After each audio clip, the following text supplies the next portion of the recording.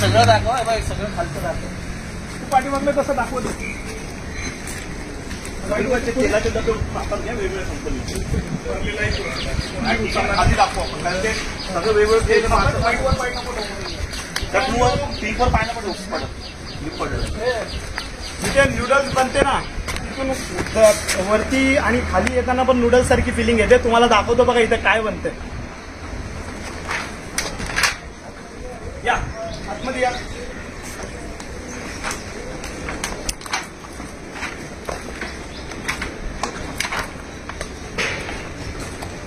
इथे बनत आहे अखंड नवी मुंबईमध्ये सप्लाय होणारी सगळ्या लहानांपासून ते वयोवृद्ध लोकांची फेवरेट असणारी चाऊमिन नूडल्स. या इकडे चाऊमिन नूडल्स कोणत्या अवस्थेत बनते ते पाणी बघा. चाऊमिन नूडल्स साठी जी पाणी वापरलं जातंय ते पाणी बघा. सगळ्यात पाणी बघितलं. आता सगळ्यात महत्वाचा इन्ग्रेडियंट आहे जो मैदा. त्या मैद्यांवरती मास्क्या बघा. मैदा मशीन.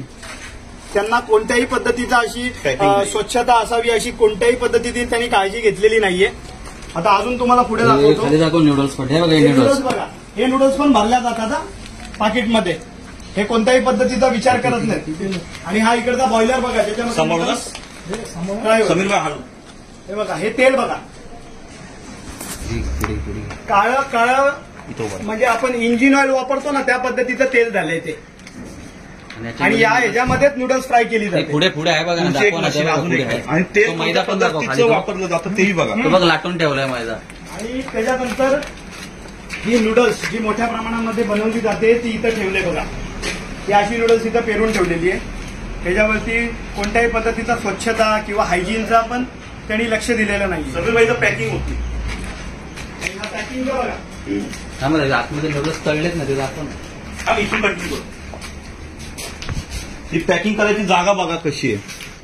हे बघा. हे पॅकिंग होते इथे नूडल्स तुळवले जातात पॅकिंगच्या नावाने. आणि ह्या नावाने ही कंपनी कार्यरत आहे.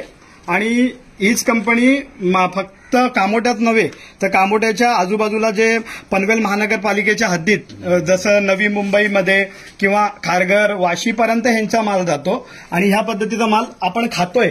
ह्याच्याने आपल्या जीवाला किती धोका निर्माण होईल आपण विचार केला पाहिजे.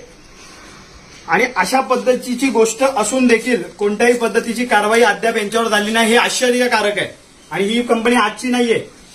फार वर्ष झाली या कंपनीला. आम्हाला ह्याची आज तक्रार आल्यानंतर लगेच आम्ही इथं धाव घेतलेला आहे. आणि प्रत्यक्षात आल्यानंतर हा चित्र म्हणजे भयान चित्र आहे. जबाबदार कोणाला धरायचं. प्रशासनाला जबाबदार धरायचं. प्रशासनाला जबाबदार धरायचं. पनवेल महानगरपालिकेला जबाबदार धरायचं का अजून कोणाला जबाबदार धरायचं की स्थानिक काही लोकांना जबाबदार धरायचं. तर हे बघा. हा तेलाचा डब्बा आहे. हा तेल ह्याच्यामध्ये भरलेला आहे. वेगवेगळ्या कंपनीच्या तेलाचे डब्बे आहेत तिथे. एक मिनिट. म्हणजे कंपनी बघू शकता. Independence oil. त्याच्या खाली केपी ऑइल्स. इथं तुम्ही बघू शकता स्टार रिफाईन. म्हणजे वेगवेगळ्या पद्धतीचं कंपनीचं तेल युज केलं जातं आणि ते आपण खातो. आपण आजच्या घडीला हे बघा. हा मैदा ठेवलेला आहे आणि ह्याच्यावरती पहिला माशी याचा आस्वाद घेते मग माणूस घेतोय. मग त्याच्याने आपल्या तब्येतीला किती चांगली गोष्ट घडेल.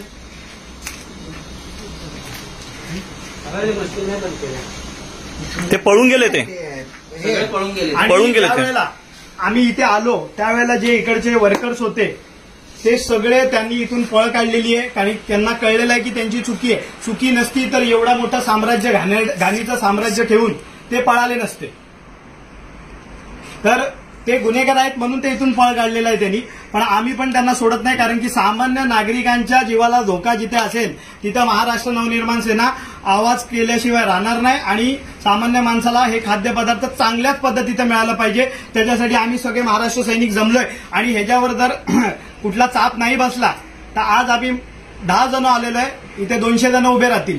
प्रशासनाने कारवाई नाही केली तर आम्ही आंदोलन करू त्याच्या संदर्भात. या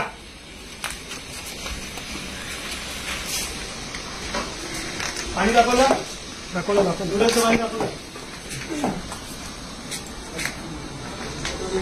पुन्हा